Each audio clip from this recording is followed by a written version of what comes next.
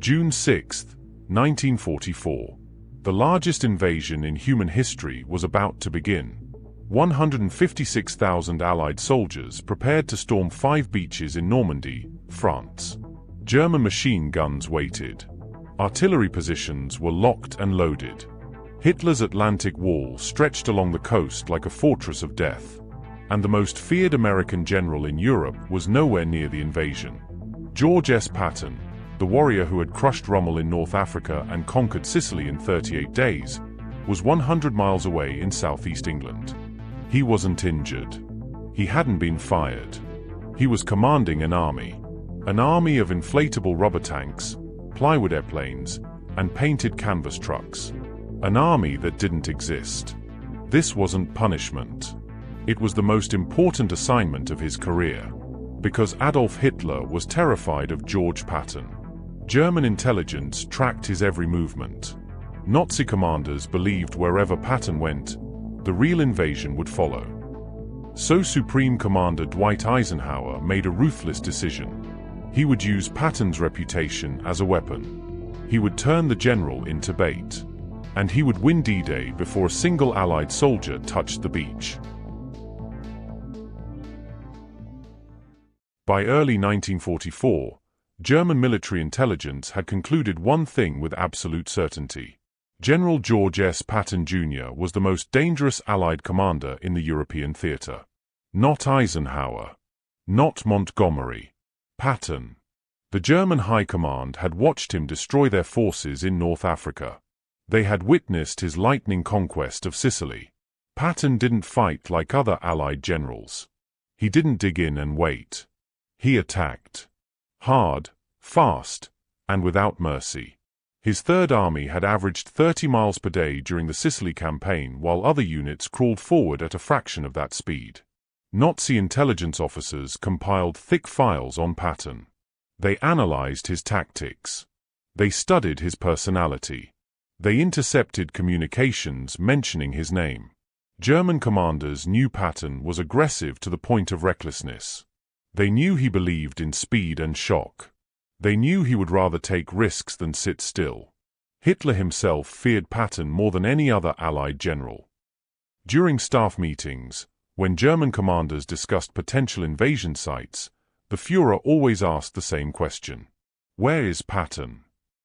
If Patton was in North Africa, the threat was in the Mediterranean. If Patton moved to England, the invasion of France was coming. German intelligence made tracking Patton's location their top priority. This obsession wasn't irrational. Patton had proven himself in combat repeatedly. After the disaster at Kasserine Pass in North Africa, where American forces were badly beaten by Rommel's Afrika Korps, Patton took command of the demoralized Second Corps.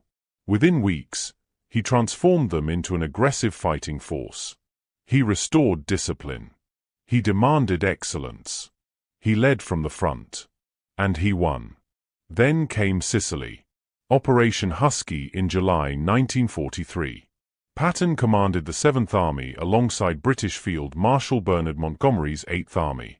The plan called for Montgomery to take the lead while Patton's forces protected the British flank. Patton ignored the plan. He raced his army across Sicily, capturing Palermo, then driving east toward Messina. He beat Montgomery to the prize by hours. The Germans noticed. Patton wasn't just competent. He was dangerous. He thought like they did. Fast. Aggressive. Unforgiving. German officers who had survived encounters with Patton's forces spread word through the Wehrmacht. This American general fights like a panzer commander. By the winter of 1943, as the Allies prepared for the invasion of France, German intelligence was obsessed with one question. Where would Patton strike next? They knew the invasion was coming. They knew it would be massive. And they believed with absolute conviction that wherever George Patton landed, that would be the main attack. Adolf Hitler's greatest fear was about to become Dwight Eisenhower's most powerful weapon. Patton's reputation, built through blood and victory, would be turned into a phantom threat. A psychological weapon aimed straight at Hitler's paranoia. and the general who lived for combat would be forced to become an actor in the greatest military deception ever conceived. If you're fascinated by these untold stories of World War II strategy and the heroes behind them, drop a comment below and let us know where you're watching from. Hit that like button too. Your engagement helps us bring these incredible stories of courage and brilliance to more people who need to hear them.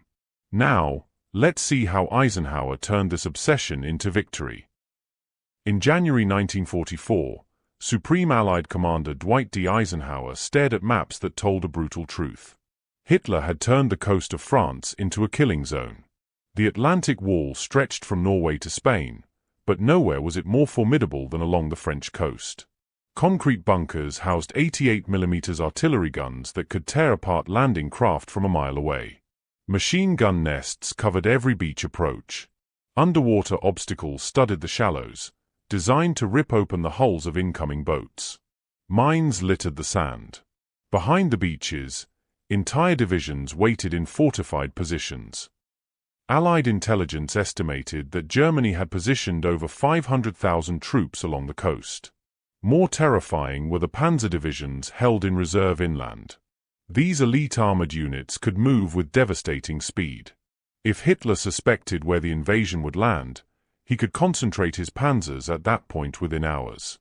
4 to 6 hours was the estimate. That was all the time it would take for German armor to reach the beaches and slaughter Allied troops while they were most vulnerable, wading through surf and struggling up sand with nowhere to hide. Eisenhower had studied every possible landing site. The obvious choice was Pas-de-Calais. It was the shortest crossing from England to France, barely 20 miles across the Dover Strait. Allied fighters could provide maximum air cover. Supply lines would be shorter. The route made perfect military sense, which was exactly why Eisenhower couldn't use it. The Germans knew Calais was the logical target. They had fortified it heavily. The 15th Army, one of Germany's strongest formations, sat directly opposite Calais with 19 divisions. Hitler expected the Allies to take the shortest route. Every defensive preparation reflected that assumption. Eisenhower chose Normandy instead. The beaches were 80 miles farther from England. The crossing would take longer. Supply would be harder. But Normandy had advantages. The beaches were wider. The defenses were lighter. And most critically, the Germans didn't expect it. But here was Eisenhower's nightmare equation. Even if the Allies achieved surprise at Normandy, they would be exposed and vulnerable for days. Soldiers would be pinned on narrow beaches. Equipment would be limited. Naval guns could only reach so far inland. If Hitler realized Normandy was the real invasion and released his panzer reserves, the entire operation could collapse into disaster. Eisenhower needed more than surprise. He needed Hitler to keep his panzers away from Normandy long enough for the Allies to establish a foothold. He needed the Germans to believe the Normandy landings were a diversion. He needed Hitler to think the real invasion was still coming at Calais. He needed deception as powerful as his firepower. And in February 1944, Allied intelligence presented him with a plan so audacious it seemed impossible. They would create a phantom army. They would convince Hitler it was real. And they would put George Patton in command of it. The plan had a name: Operation Fortitude South. And it required building an army that would never fire a shot. Allied intelligence officers designed the deception with meticulous care. They would create the First United States Army Group, known as FUSAG. On paper, it would be massive. 11 divisions. Over 150,000 men. Tank battalions. Artillery units. An entire invasion force powerful enough to storm the beaches at Calais and push deep into France. The location was critical. FUSAG would be stationed in southeast England, concentrated around Dover and the coastal counties of Kent and Sussex. These positions sat directly across the English Channel from Pas-de-Calais. From Dover, you could almost see France on a clear day. It was exactly where an invasion force preparing to strike Calais would assemble. But FUSAG didn't exist. Not really. What existed was theater on a massive scale. Engineers inflated hundreds of rubber tanks and parked them in fields visible from the air. German reconnaissance flights would photograph them and report armor concentrations. The tanks looked real from 10,000 feet. Up close, they were balloons held down with ropes. A strong wind could flip them over. 2 men could carry one.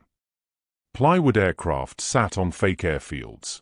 From above, they appeared to be fighters and bombers preparing for invasion support. On the ground, they were painted wood frames that cost almost nothing to build. Dummy landing craft floated in harbors along the southeast coast. Some were inflatable. Others were wooden frames covered with canvas. They bobbed in the water like real vessels. German agents watching through binoculars from across the channel counted them and reported massive naval preparations. Fake fuel depots appeared overnight. Oil storage tanks that were actually empty shells. Fuel pipelines that carried nothing.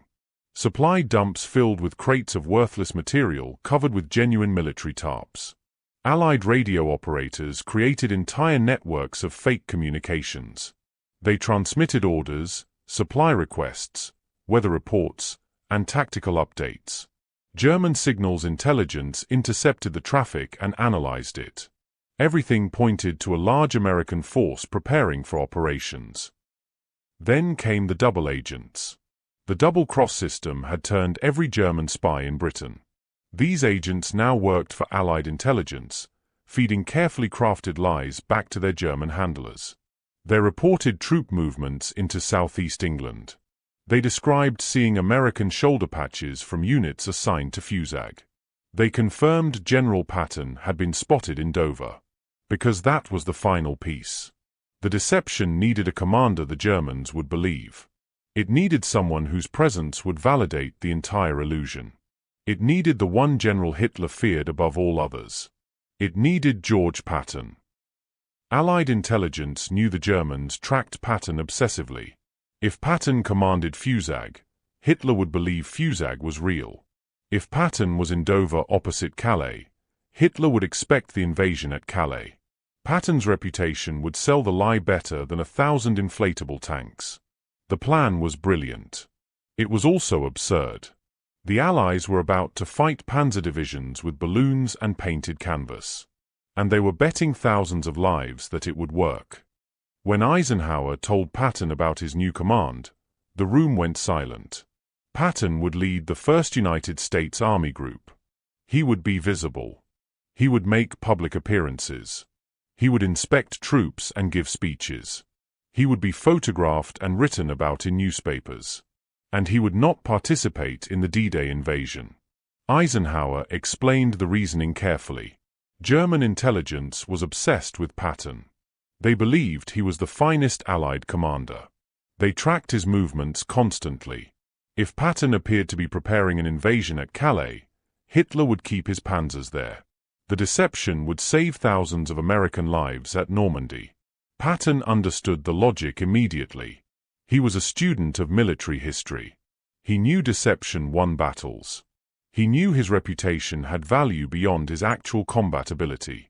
He knew this assignment served a strategic purpose, and he hated every second of it. This was George Patton, a man who believed he had been born to lead soldiers in combat. He had studied warfare his entire life. He had trained for decades to command armies in battle. He had proven himself in North Africa and Sicily. And now, during the most important military operation in history, he would be sidelined, benched, used as a prop. The requirements made it worse. Patton had to be visible and active. He couldn't quietly disappear into a staff position. He had to command FUSAG as if it were real. He inspected rubber tanks in open fields where German reconnaissance could photograph him. He visited Phantom headquarters and reviewed fake supply dumps. He gave speeches to units that barely existed. He appeared at social functions in southeast England, always in uniform, always playing the role of an army group commander preparing for invasion. German spies reported every sighting. Double agents confirmed Patton's presence in Dover. Nazi intelligence analyzed the reports and concluded exactly what the Allies wanted them to conclude. Patton was commanding the main invasion force at Calais. But Patton's diary told a different story. He wrote about his frustration with bitter clarity. While other generals prepared for real combat, he commanded inflatable equipment. While invasion plans moved forward at Portsmouth and Southampton, he inspected plywood aircraft. His peers would earn glory at Normandy. He would earn nothing but the knowledge that his reputation had been weaponized. The psychological torture went deeper than professional disappointment. Patton had built his entire identity around being a warrior. He believed in leading from the front. He believed in action, aggression, and victory through combat. Now he was being asked to win by doing nothing, to contribute by staying visible and inactive, to serve by accepting humiliation. Every inflatable tank he inspected was a reminder. Every fake radio transmission was an insult. Every day spent commanding a phantom army was a day not spent in real combat. But Patton played his role perfectly. Because beneath the ego and the hunger for glory, he was a professional soldier. And professional soldiers followed orders even when those orders destroyed them inside. The deception worked because every detail aligned perfectly. German Luftwaffe reconnaissance flights crossed the English Channel regularly, risking anti-aircraft fire to photograph Allied positions. Their cameras captured exactly what Allied intelligence wanted them to see. Tank formations clustered in Kent. Landing craft packed into Dover Harbor. Aircraft lined up on airfields. Supply depots sprawling across the countryside. The photographs went to Berlin, where analysts studied them frame by frame. Their reports confirmed massive troop concentrations in southeast England, positioned directly opposite Calais. Meanwhile, Allied radio operators transmitted hundreds of messages daily. They mimicked the communication patterns of a genuine army group. Supply officers requested fuel and ammunition. Medical units reported readiness levels. Tank commanders coordinated maintenance schedules. Artillery units conducted radio checks. The transmissions followed proper military protocol. German signals intelligence intercepted them, decoded what they could, and analyzed the traffic patterns. Everything indicated FUSAG was a fully operational force preparing for combat. The double agents provided the human intelligence that sealed the illusion. These turned German spies reported troop movements into southeast England throughout March and April 1944. They described American units arriving by train. They noted shoulder patches and unit insignia. They estimated division strength based on observed activity. Their reports went through secret channels back to German intelligence handlers who believed these agents were loyal to the Third Reich. Then Patton appeared in public. He inspected an American unit in Knutsford in late April. Local newspapers covered the event. British civilians saw him. Word spread. German intelligence received confirmation from multiple sources. General Patton was in southeast England. He was active. He was preparing for something big. In Berlin, German high command analysts compiled all available intelligence. Aerial reconnaissance showed massive Allied buildup opposite Calais. Radio intercepts confirmed an American army group operating in southeast England. Human intelligence reported Patton commanding forces in Dover. Every source pointed to the same conclusion. The invasion would strike Pas-de-Calais. Patton would lead it. And when it came, it would be the main Allied offensive. Hitler ordered the 15th Army to remain at Calais. The Panzer reserves stayed in position. German defensive preparations focused on the shortest crossing point. The trap was set. And the bait was a general commanding an army of shadows. By late May 1944, the real invasion force had assembled along the southern coast of England. Portsmouth and Southampton harbors overflowed with actual warships, genuine landing craft, and thousands of soldiers who would soon face German bullets. These men wrote final letters home. They checked their weapons. They attended briefings where officers showed them maps of beaches codenamed Utah, Omaha, Gold, Juno, and Sword. Nobody mentioned Calais. Eisenhower carried the weight of their lives on his shoulders. The invasion had been scheduled for June 5th, but weather reports looked terrible. High winds. Rough seas. low cloud cover that would ground aircraft. A storm was moving across the channel. Eisenhower met with his meteorologists multiple times daily, searching for a window of acceptable conditions. On June 4th, he made the agonizing decision to delay. The fleet had already begun moving. He ordered it back.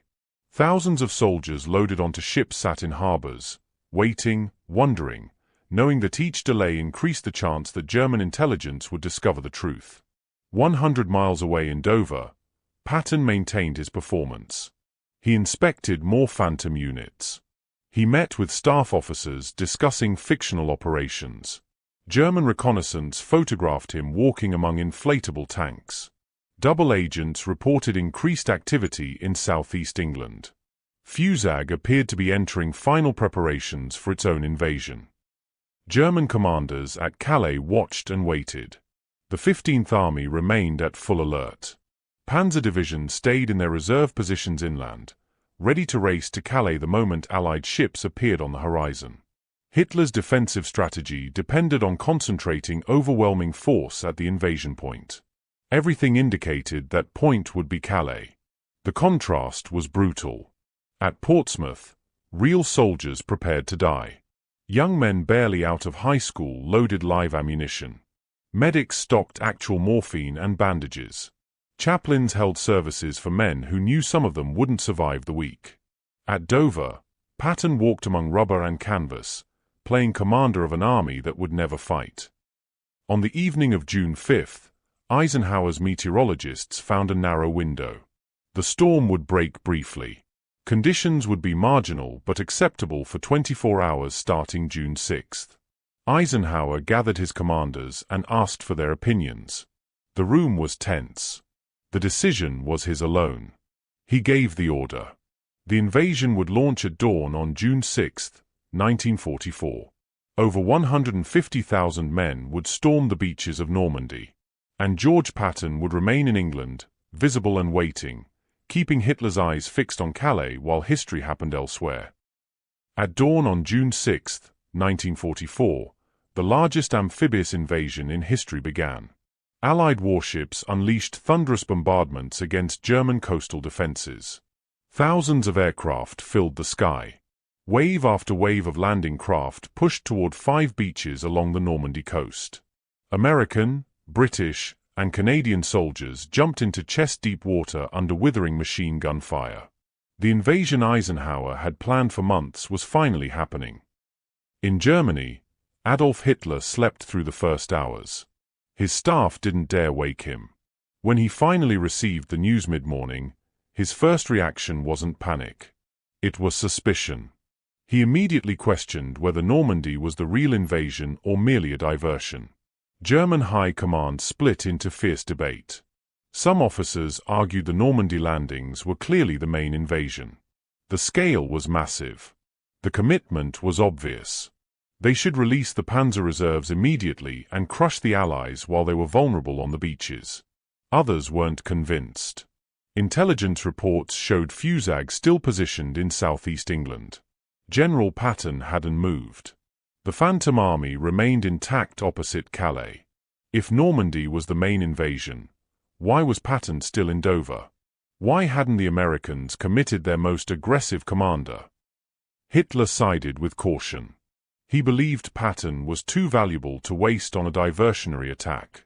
The Führer had convinced himself that the Allies would use Normandy to draw German forces away from Calais, then launch the real invasion with Patton leading FUSAG across the narrowest part of the channel. The logic seemed sound. Calais was the obvious target. Patton was the obvious commander. Therefore, the real invasion was still coming. He refused to release the 15th Army from Calais. The panzer divisions stayed in reserve. While American soldiers bled and died on Omaha Beach, the most powerful German armored forces in France sat motionless 150 miles away, waiting for an invasion that would never come. The fighting at Normandy was brutal anyway. German defenders fought with desperate courage. Artillery pounded the beaches. Machine guns cut down soldiers in the surf. At Omaha Beach, the casualties were staggering. Bodies floated in the water. Wounded men crawled across sand. 4 hours. The outcome remained uncertain. But the German panzers didn't arrive. The 15th Army didn't move. The full weight of German defensive power never concentrated at Normandy, because Hitler believed the real threat was Patton at Calais. By nightfall on June 6, Allied forces had established a foothold. It was precarious. It was costly. Thousands had died. But they were ashore. They were holding. And the German counterattack that could have destroyed them hadn't come. 100 miles away, Patton remained in southeast England. German reconnaissance confirmed it. Double agents reported FUSAG preparing for imminent operations. Nazi intelligence continued to warn that the Calais invasion was coming any day. The deception held. Hitler's hesitation gave Eisenhower exactly what he needed: time, space, a chance to reinforce the beachhead before German armor could arrive in overwhelming force. The Phantom Army had done its job. And thousands of Allied soldiers were alive because Hitler had been looking in the wrong direction. The deception didn't end on D-Day. It got stronger. 7 weeks after the Normandy landings, Hitler kept the 15th Army and his elite panzer divisions frozen at Calais. While Allied forces expanded their beachhead and pushed inland, Germany's most powerful reserve sat idle, waiting for Patton's Phantom Army to cross the Channel. German commanders in Normandy begged for reinforcements. They sent desperate reports describing the Allied buildup. American and British forces were pouring men and equipment onto the beaches. The situation was becoming critical. They needed armor. They needed the panzers. They needed help immediately. Hitler refused every request. He remained convinced that Normandy was a diversion. Intelligence reports continued to confirm FUSAG's presence in southeast England. Patton was still visible. The Phantom Army hadn't moved. The real invasion had to be coming at Calais. Double agents worked overtime to maintain the illusion. They reported increased activity in Dover. They described FUSAG units receiving final preparations. They fed German intelligence exactly what it wanted to hear. The Calais invasion was imminent. Patton would strike any day. Allied forces in Normandy used the time ruthlessly. They linked the 5 beaches into one continuous front. They captured the port of Cherbourg. They built up supplies. They prepared for the breakout that would send armored columns racing across France. Every day without German panzer counterattacks was a gift bought with inflatable tanks and fake radio signals. By late June, some German officers began to suspect something was wrong. The Normandy invasion was too large, too sustained, too committed to be a diversion. But Hitler wouldn't listen. His intelligence services assured him FUSAG was real. Patton was in England. The logic still held. The Führer refused to redeploy his Calais reserves. The first week of July brought increased desperation. Allied forces were breaking out of Normandy. German defensive lines were crumbling. Field commanders screamed for reinforcements. Still, Hitler held the 15th Army at Calais. By mid-July, the truth became undeniable. Allied forces had broken through German defenses and were advancing rapidly. The Normandy invasion wasn't a diversion. It was the real invasion. It had always been the real invasion. Hitler finally authorized moving forces from Calais to Normandy. But it was too late. The Allies had 7 weeks to establish their position. 7 weeks to build up overwhelming strength. 7 weeks purchased by a phantom army that never existed. German intelligence officers began to piece together what had happened. The reports from double agents. The aerial photographs. The radio intercepts. All of it had been manufactured. FUSAG was a fiction. Patton had been bait. They had been deceived on a scale beyond comprehension. The horror wasn't just that they had been fooled. It was that they had been paralyzed. Germany's finest divisions had sat idle while the Allies secured the foothold that would lead to the liberation of France, the invasion of Germany, and the end of the Third Reich.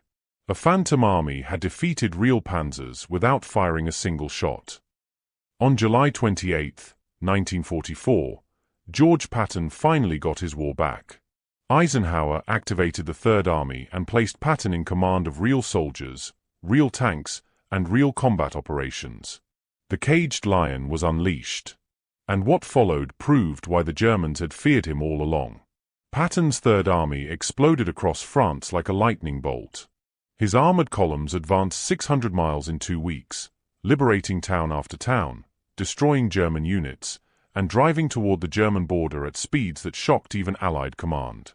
He captured more territory, took more prisoners, and inflicted more casualties than any other Allied army in the same time frame. His aggressive tactics, his relentless speed, and his refusal to let the enemy rest validated everything German intelligence had believed about him. Except he had done his greatest damage without fighting at all. Eisenhower's gamble had worked perfectly. The Normandy invasion succeeded because Hitler's panzers arrived too late. By the time German armor reached Normandy in meaningful numbers, Allied forces had secured the beachhead, built up overwhelming strength, and were prepared for the counterattacks. The 7 weeks purchased by Operation Fortitude South made the difference between victory and catastrophe. Military historians would later call Operation Fortitude South the greatest deception operation in military history. The scale was unprecedented.